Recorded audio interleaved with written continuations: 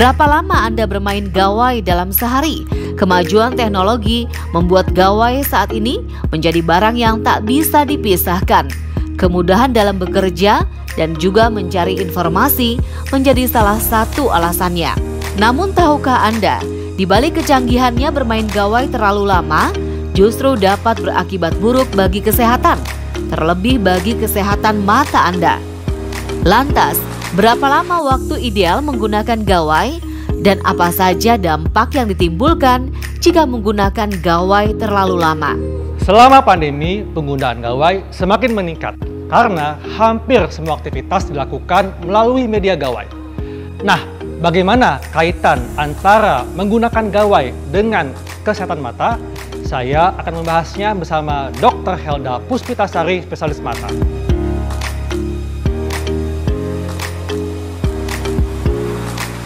Penggunaan gadget atau gawai selama pandemi meningkat.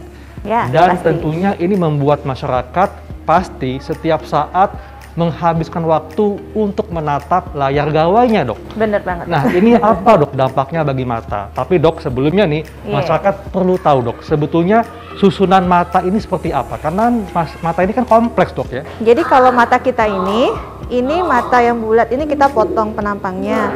Nah, kalau dilihat, kalau dari bagian depan, kalau kita lagi berkaca itu, kan kelihatan ada yang bagian putihnya, itu sebenarnya konjuntiva. Nah, kemudian ada kayak kubahnya ini, kornea. Orang bilang warnanya ada warna hitam, warna biru, warna hijau. Itu sebenarnya adalah selaput pelangi yang letaknya dia di bagian sini. Ada yang jaring-jaringnya itu. Kemudian di sini ada yang namanya pupil, bukaan ini, itu dia kita bilang anak mata ya. Jadi dia istilahnya itu seperti kayak diafragma kalau di kamera. Jadi dia bisa mengecil, bisa melebar. Di belakangnya dia ada yang namanya lensa. Lensa ini. Kemudian ini area bagian depan mata. Kalau area belakang mata itu kita di sini ada yang namanya di sini adalah badan vitreus. Kemudian di sini ada lapisan tipis namanya retina. Jadi dia lapisan tipis saraf mata. Dia menangkap semua stimulus dari luar, nanti akan disampaikan oleh si optic nerve bonggol ini menuju ke otak. Nah, itu disitulah dari fungsi penglihatannya ini tercapai.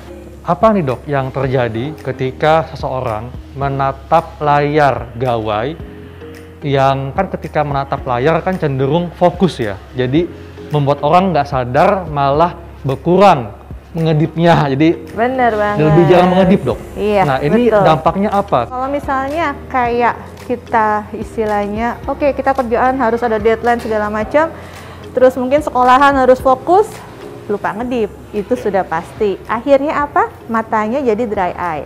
Kering ya? Mata kering. Dry eye ini dia sebenarnya yang paling punya nggak enaknya itu di sini nih. Korneanya ini jadi harusnya kan kita kalau kedip gitu, kita ada isinya kayak melapisi. Kalau kayak wiper itu kaca, oke, gitu kan. Nah, waktu kita kedip dia melapisi. Pada saat dia melek lagi, dia nanti di sini diliputi oleh kayak cairan supaya dia nggak kering. Kalau kita melotot terus lupa kedip, akhirnya korneanya jadi kering.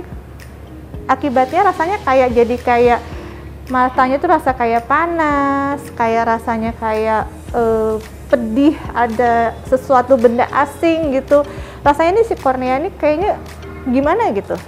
Itu biasanya sih di awal-awal, Dok. Jadi dengan kata lain, semakin lama kita menatap layar gawai, maka akan meningkatkan resiko kornea menjadi kering.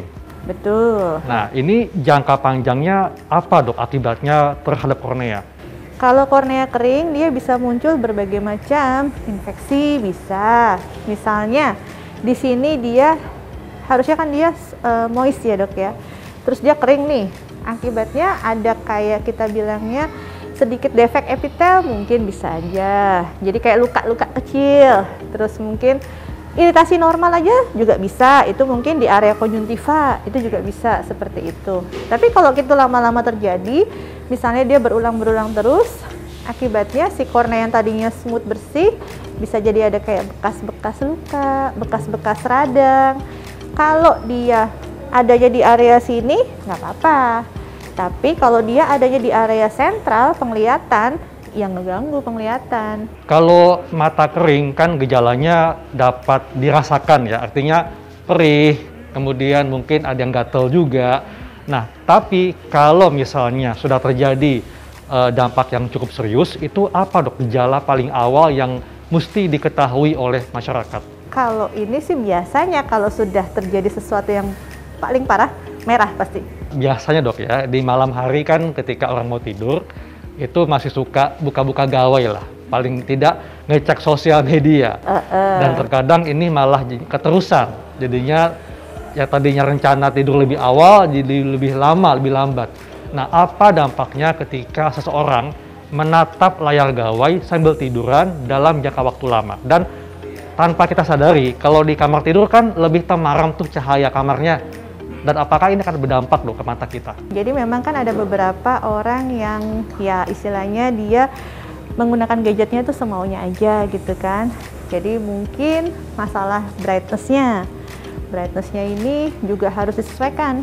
Jadi kalau misalnya kondisi ruangan gelap juga jangan terang banget gitu. Harus dilihat juga nih si gawainya, intensitas cahayanya disesuaikan. Kalau misalnya ruangan yang terang banget juga nggak ya diikutin terang banget gitu ya enggak. Jadi istilahnya harus ada penyesuaian supaya cahaya yang masuk ke mata kita itu juga bisa dibikin senyaman mungkin yang diterima oleh si area retina ini. Jaraknya sebenarnya kalau sambil tiduran sih nggak saya sarankan ya. Kan kalau tiduran oke, kita begini gitu kan ya dok ya. Paling bagus posisi semua aktivitas dekat, mau handphone, mau gadget yang lain, misalnya komputer, jarak baca sekitar 30 cm, kurang lebih 30-40 cm. Pada saat itu kita juga posisinya harus yang proper dok, harus yang duduk bener, terus ada pencahayaan yang cukup dari bagian atas kepala kita, jadi supaya nggak yang ada bias-bias cahaya itu, yang akibatnya juga membuat si mata kita ini bekerjanya ekstra. Apa dampak terburuk yang dapat terjadi kalau seseorang terlalu lama menghabiskan waktunya menatap layar gawai? Kalau untuk kayak dampak terburuknya ya, sebenarnya kalau tadi yang kita udah ngobrol masalah mata lelah itu sudah pasti.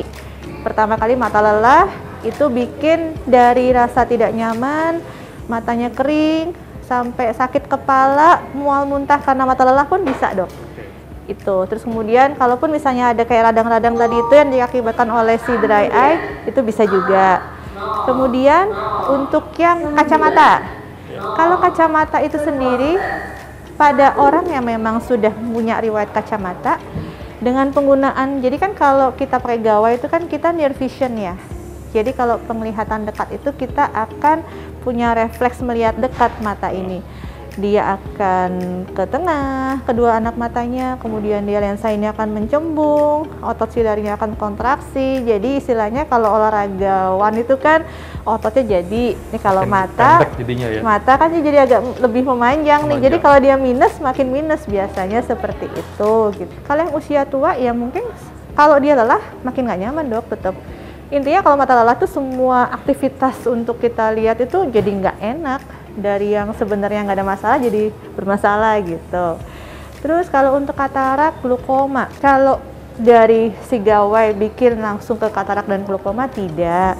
Tapi kalau dengan adanya katarak glaukoma ini dan adanya gawai ya pasti penglihatan jadi lebih nggak nyaman. Itu saja sih dok, intinya sih begitu. Selama masa pandemi ini kan kita tidak bisa terhindar dari menggunakan gawai. Hampir semua aktivitas dilakukan secara online melalui gawai. Bagaimana tipsnya supaya masyarakat tetap bisa mengikuti aktivitas online tapi tetap nyaman, matanya tidak membuat gangguan pada mata? Kalau saran saya tetap sebisa mungkin kasih timer lah intinya gitu. Kasih pengingat bahwa oke, 20 minutes istirahat dulu sebentar. Karena kan istirahatnya cuma 20 detik. 20 detik kan istilahnya kita berhitung 1 sampai 20, lihat sebentar, lihat jauh. Hindarkan dulu dari si layar sebentar aja. Nanti kita fokus kembali lagi. Karena kan kalau misalnya kita terlalu fokus tadi itu yang dokter bilang pertama lupa ngedip dan lain sebagainya itu udah jadi sesuatu yang nantinya masalah. Dan tentunya kita mesti mengatur intensitas cahaya dari layar gawai dan juga perhatikan cahaya ruangan dok ya. Ya. Dan tentunya tetap lakukan hidup sehat seperti pola makan yang menunjang untuk kesehatan mata dok. Pemirsa, demikianlah perbincangan saya bersama Dr. Helda Puspitasari, spesialis mata, mengenai hubungan antara gawai dengan kesehatan mata. Saya Dr. Hekalan Syari untuk Hidup Sehat Plus.